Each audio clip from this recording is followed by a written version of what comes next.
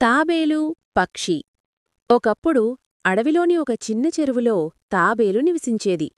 ఒకరోజు ఆ చెరువుకు ఒక పక్షి నీళ్లు తాగడానికి వచ్చింది.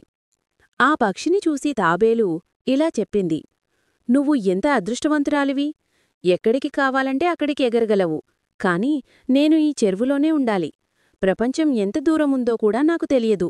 నాకూ నీలా రెక్కలు ఉంటే బాగుండేది. నేను కూడా ఎగరగలిగేవాడిని." అప్పుడు పక్షి నవ్వుతో చెప్పింది: "నువ్వు తప్పుడు అర్థం చేసుకున్నావు స్నేహితా.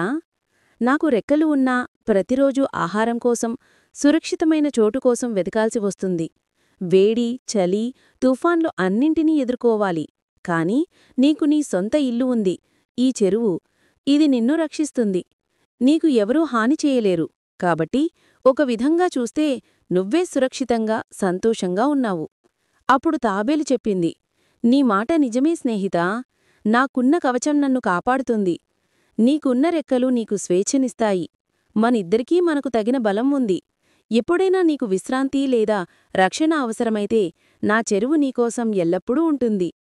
నీతి: ప్రతి ఒక్కరికీ తమ తమ బలం, బలహీనతలు ఉంటాయి.